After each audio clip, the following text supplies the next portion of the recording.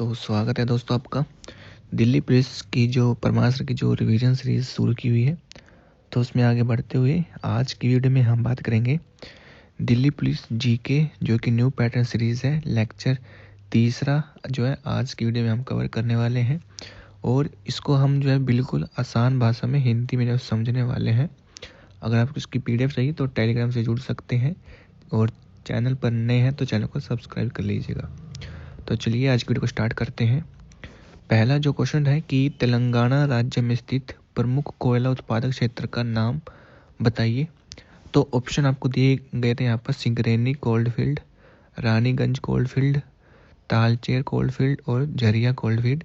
तो जो तेलंगाना में है तो वह आपका सिंगरेनी कोल्डफील्ड, ठीक है जी। और जो दूसरे हैं सिंगरेनी कोल्डफील्ड, यह जो है तेलंगाना राज्य में स्थित है और एक महत्वपूर्ण जो है कोयला उत्पादक क्षेत्र है। उसके बाद है कि यहाँ पर रानीगंज कोल्डफील्ड, यह पश्चिम बंगाल में स्थित है और भारत के सबसे पुराने कोयला क्षेत्रों में से एक है। उसके बाद है झारिया कोल्डफील्ड और यह जो है झारखंड में है, ठीक है जी। और भारत में जो है उसको कोकिंग कोल का जो है सबसे बड़ा भंडार है, जैसे झ से झरिया, झ से झारखंड, ठीक है जी। तो इस तरह से आप जो इसको याद कर सकते हैं। उसके बाद है कि यहाँ पर जो अनाज छाछादन प्रक्रियाएं और उनके बल से संबंधित क्वेश्चन पूछा गया था। यहाँ पर कॉलम ए को जो कॉलम बी के साथ जो सम्मिलित करना था, ठीक है जी। यहाँ पर ऐसे ये ए है, ये बी है, ये सी, ये डी, तो इसमें जो है आपका ए बी कुछ इस तरह से जो मिलान करना था। तो जो सही आंसर हो जाएगा आपका वो होगा ए का 2 है, बी का 3 है, सी का 1 है और डी का 4 है। फैक्ट की बात कर लें तो अनाज छाछादन जो कि एक समग्र प्रक्रिया है जिसमें प्रेरक बल पृथ्वी की सतह पर कार्य करने वाली भारी ताकतें हैं। उसके बाद है अपक्षय। अपक्षय यानी कि चट्टानों के टूटने की प्रक्रिया होती है जो आणविक तनाव एवं रासायनिक क्रियाओं के कारण होती है। उसके बाद है कि जन आंदोलन। जन आंदोलन यानी कि चट्टान और मिट्टी का ढलान पर खिसकना जिसका मुख्य प्रेरक बल गुरुत्वाकर्षण बल होता है। उसके बाद है कि जनसंख्या वृद्धि से कुछ क्वेश्चन पूछे गए थे कि निम्नलिखित में से कौन सा भारत में जनसंख्या वृद्धि चरण को उसकी प्रमुख विशेषता से सही ढंग से जो मेल खाता है। तो विकल्प दिए गए थे, उसको आपने जो है वो यहाँ पर बताना था कि कौन सा सही है। चरण ए यानी कि ए है कि चरण 4 जो कि 1981 के बाद प्रवास के कारण प्रजनन दर में अचानक वृद्धि हुई है। चरण तीसरा है कि इसमें 1951 से लेकर 1981 तक जो है गिरती मृत्यु दर और उच्च प्रजनन क्षमता के कारण जनसंख्या विस्फोट।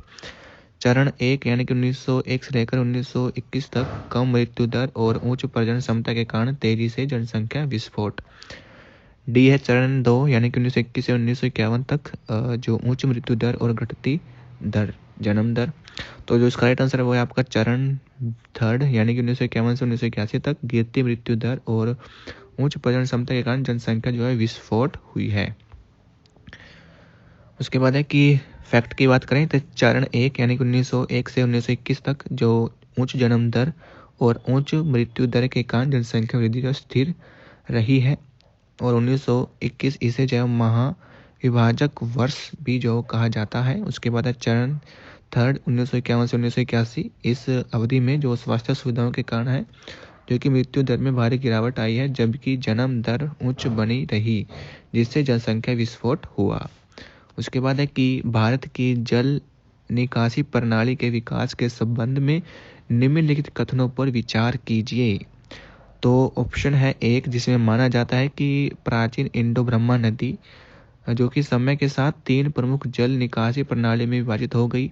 उसके बाद है कि गंगा और हिमालयी सहायक नदियां केंद्र जल निकासी प्रणाली का प्रतिनिधित्व करती हैं। तीसरा है कि पश्चिमी जल निकासी प्रणाली में ब्रह्मपुत्र और उसकी सहायक नदियां शामिल हैं। तो विकल्प आपको दिए गए थे कि केवल 2 और 3 सही हैं, केवल 1, 2, 3 सभी सही हैं, केवल 1 और 3 सही हैं, केवल 1 और 2 सही हैं। तो जो राइट आंसर है आपका वो है कि केवल 1 और 2 सही हैं।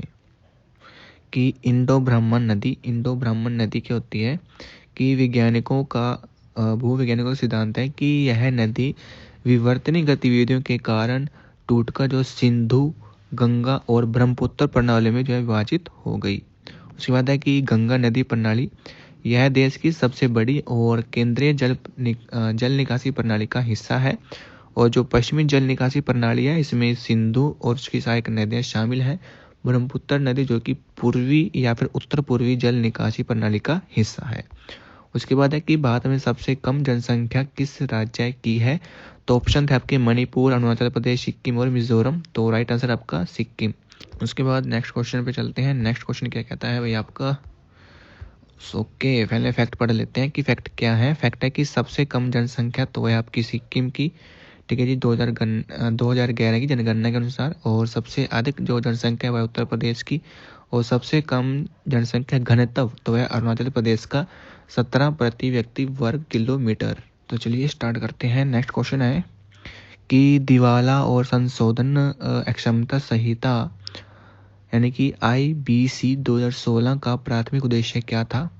तो विकल्प है आपके ए, जिसमें है कि शेयर बाजार निवेश को विनियमित करना।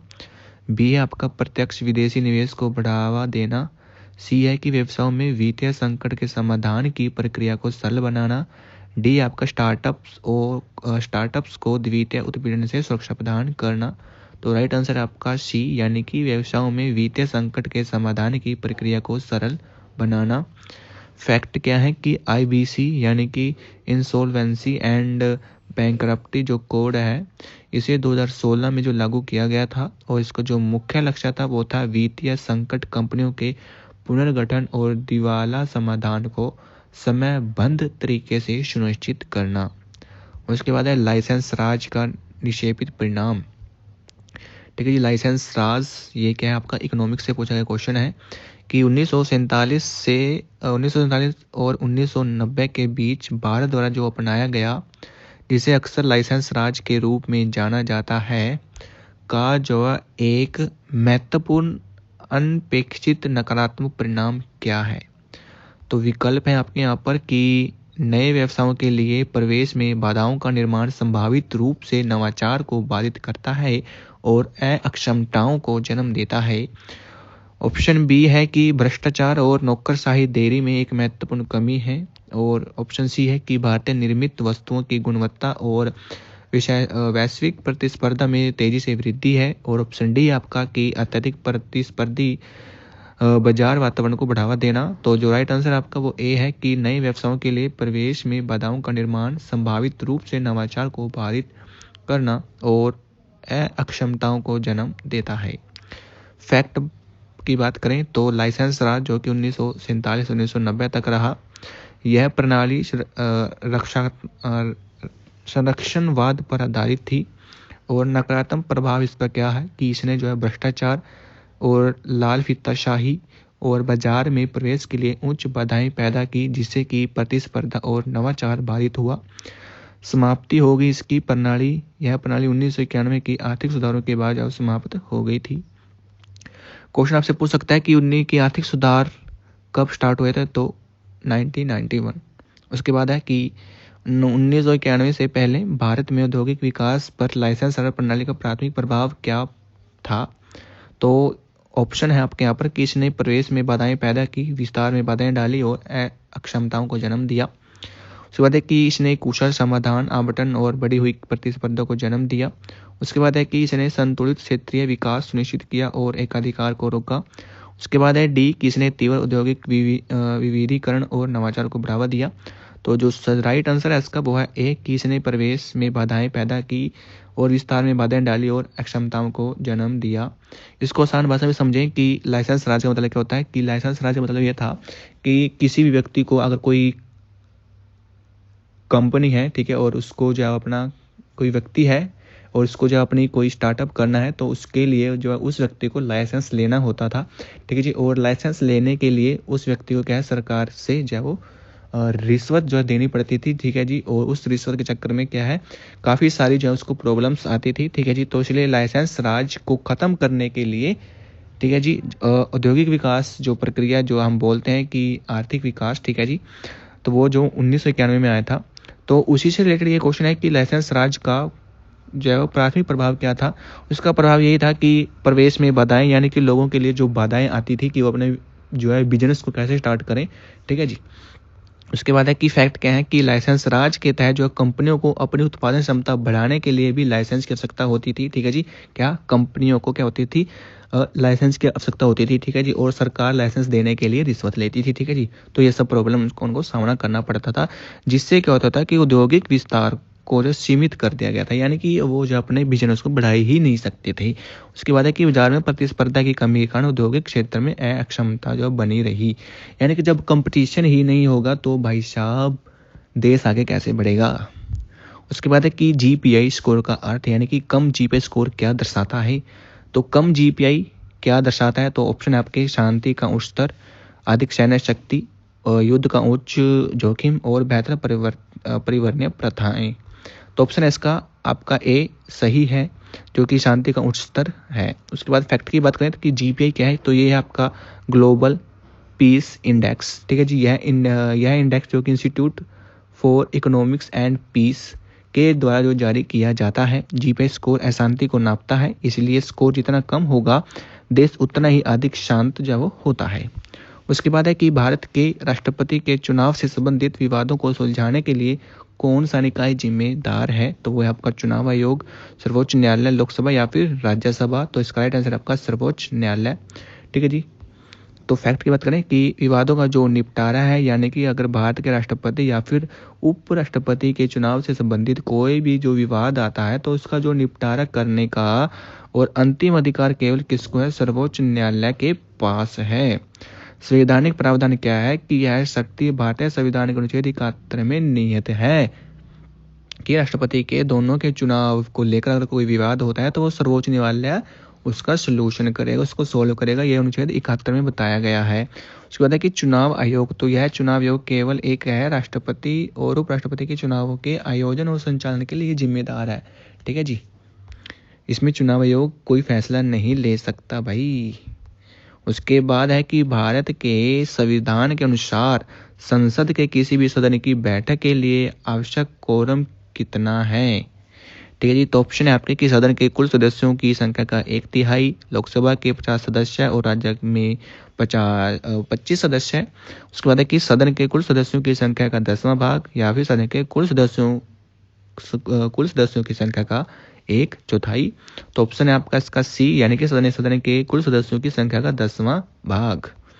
फैक्ट की बात करें कि कोरम क्या होते हैं, कोरम का मतलब होता है कि सदन की बैठक को वैध रूप से आयोजित करने के लिए आवश्यक सदस्यों की न्यूनतम संख्या होती है। यानी कि जब भी हम कोई जो है क्या करेंगे, बैठक करेंगे, तो उसमें कम से कम इतने सदस्य तो होनी चाहिए। ठीक है जी। फॉर एग्जाम्पल लगा लो कि यदि आपको गांव में कोई पंचायत करती है, तो उसको लिए आपको एक पर्टिकुलर जो वो मेंबर्स तो चाहिए, लोग तो चाहिए ना, किसी भी टॉपिक पर जो अपने विचार विमर्श करने के लिए। ठीक है।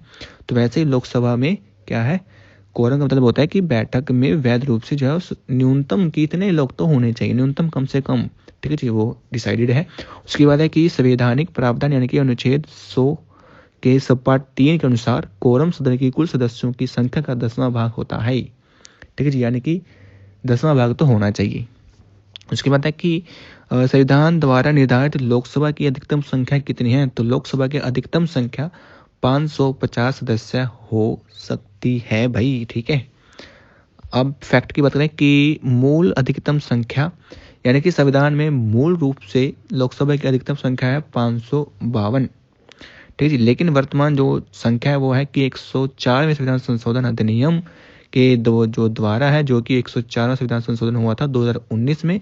इसके द्वारा क्या किया गया, जो एंग्लो इंडियन सदस्य थे, जो कि 2 सदस्य मनोनीत किए जाते थे, उसके प्रावधान को समाप्त कर दिया। अंततः वर्तमान में लोकसभा की अधिकतम संख्या 530 राज्यों से है, 20 है आपके केंद्र शासित प्रदेशों से, तो टोटल होगी 550। उसके बाद है कि भारतीय साक्षरता अधिनियम 2023 के अध्याय 1 प्रारंभिक के अनुसार निम्नलिखित में से कौन सा अधिनियम अधिनियम के तहत लागू नहीं है। ऑप्शन है आपका जिला मजिस्ट्रेट के समक्ष सुनवाई, न्यायालय अधिकारियों के समक्ष प्रस्तुत शपथ पत्र, सैन्य न्यायालय के समक्ष सुनवाई, सिविल न्यायाधीश न्यायालय के समक्ष कार्रवाई। तो ऑप्शन है इसका ऑप्शन सी, यानी कि सैन्य न्यायालय के समक्ष सुनवाई। क्योंकि दोस्तों जो सैन्य न्यायालय है उसमें सिर्फ सैनिकों की ही सुनवाई होती है, उसमें आम लोगों की कोई सुनवाई नहीं होती। फैक्ट की बात करें कि भारतीय साक्षरता अधिनियम 2023, यह भारतीय साक्षरता अधिनियम 1872 की जगह लेता है। अपवाद क्या है इसका कि यह अधिनियम सैन्य न्यायालय जैसे कि कोर्ट मार्शल पर लागू नहीं होता। उसके बाद है कि मेडिकल टर्मिनेशन ऑफ प्रेगनेंसी संशोधन अधिनियम 2021 ने भारत में कानूनी गर्भपात ढांचे को किस तरह से जो विस्तारित किया।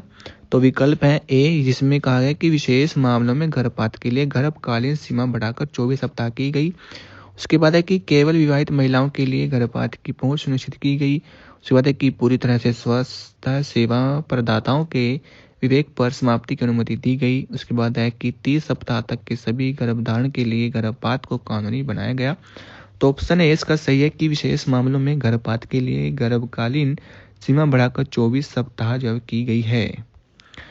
उसके बाद फैक्ट की बात करें कि एमटीपी संशोधन अधिनियम 2021, इसने क्या किया कि एमटीपी अधिनियम 1971 को संशोधित किया, यानी कि गर्भकालीन जो सीमा है इसमें कुछ विशेष श्रेणियों की महिलाएं जैसे कि बलात्कार पीड़िता, अविवाहित महिलाएं और दिव्यांग महिलाएं के लिए गर्भपात की ऊपरी सीमा को 30 सप्ताह से 20 सप्ताह से बढ़ाकर 24 सप्ताह कर दिया गया।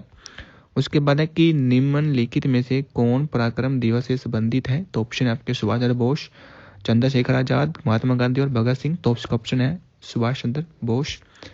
फैक्ट की बात करें तो कि जो पराक्रम दिवस है यह है हर साल 23 जनवरी को मनाया जाता है और इसका उद्देश्य है कि यह दिन नेताजी सुभाष चंद्र बोस की जयंती के रूप में मनाया जाता है। और इससे संबंधित जो फैक्ट क्या है कि सुभाष चंद्र बोस ने जय हिंद और तुम मुझे खून दो मैं तुम्हें आज़ादी दूंगा जैसे इन्होंने नारे दिए हैं। उसके बाद है कि समूहगढ़ का जो युद्ध है वो औरंगजेब और किस मुगल राजकुमार के बीच लड़ा गया। तो वो था आपका दारा शिकोह। ठीक है जी। जो समूहगढ़ का जो युद्ध है वो 1658 में लड़ा गया था।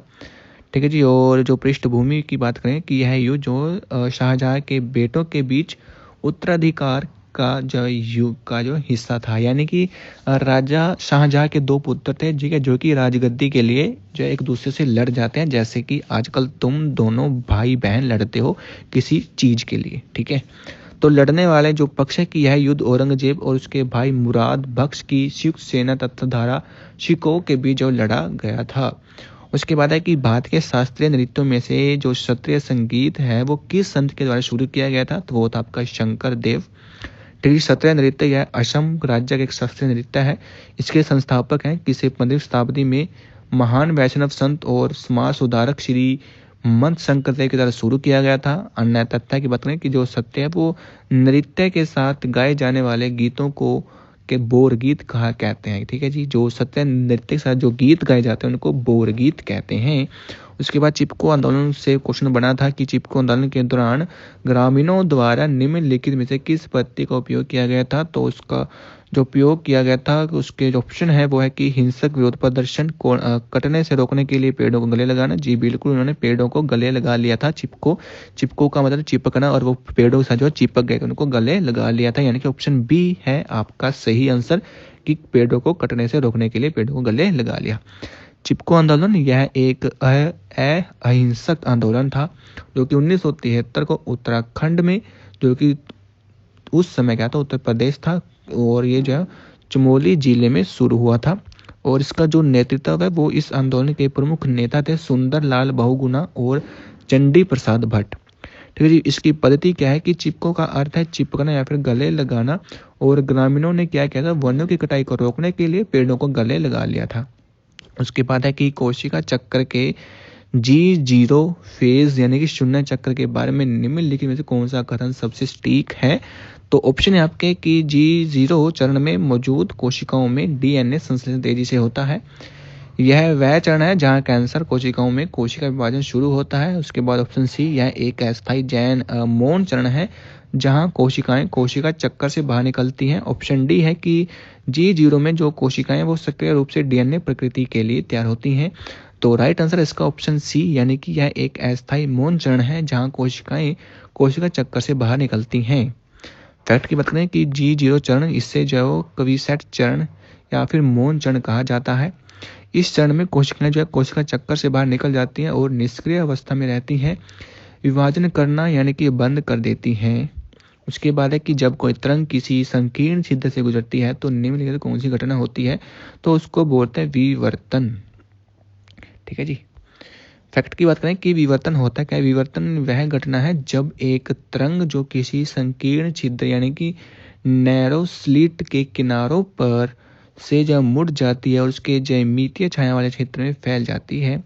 अपवर्तन क्या होता है। अपवर्तन यानी कि जब प्रकाश एक माध्यम से दूसरे माध्यम में जाता है तो उसकी गति बदलने के कारण वह मुड़ जाता है। ठीक है जी। उसके बाद है केपलर का आवर्त नियम। तो आवर्त नियम के अनुसार किसी ग्रह का आवर्त पर वर्ग निम्न के समानुपाती होता है। तो ऑप्शन है आपके सूर्य से इसकी दूरी का वर्ग, इसकी कक्षाओं के अर्ध दीर्घ अक्ष का घन, इसकी कक्षीय त्रिज्या का वर्गमूल, इसके द्रव्यमान और कक्षीय गति का गुणनफल। तो ऑप्शन बी आपका राइट आंसर हो जाएगा कि इसकी कक्षा के अर्ध दीर्घ अक्ष का घन। ठीक है। नेक्स्ट क्वेश्चन है आपका यहाँ पर फैक्ट की बात कर लेते हैं कि केपलर का तीसरा नियम क्या कहता है। यह आवर्त नियम है और इस नियम के अनुसार किसी भी ग्रह की कक्षा के अर्ध दीर्घ कक्ष के घन का अनुपात ग्रह के आवर्त काल के वर्ग के समानुपाती होता है। सूत्र आप याद कर सकते हैं कि T2 ठीक है इसका समानुपाती है A3 का। केपलर के अन्य नियम है क्या है। पहला नियम कहता है कि कक्षाओं का नियम यानी कि जो ग्रह है वो सूर्य के चारों ओर दीर्घवृत्ताकार कक्षाओं में घूमते हैं और सूर्य एक फोकस पर होता है। दूसरा नियम कहता है कि क्षेत्रफलों का नियम यानी कि ग्रहों को सूर्य से जोड़ने वाली रेखा जो समान समय अंतराल में समान क्षेत्रफल तय करती है। उसके बाद है कि निम्नलिखित कथनों पर विचार कीजिए। यानी जो सूर्य है सूर्य ग्रहण वो सूर्य और पृथ्वी के बीच चंद्रमा आने पर पृथ्वी पर छाया डालता है। चंद्र ग्रहण क्या है कि अमावस्या चरण के दौरान चंद्रमा पृथ्वी की छाया से होकर गुजरता है। उपयुक्त कथनों में से कौन सा सही है।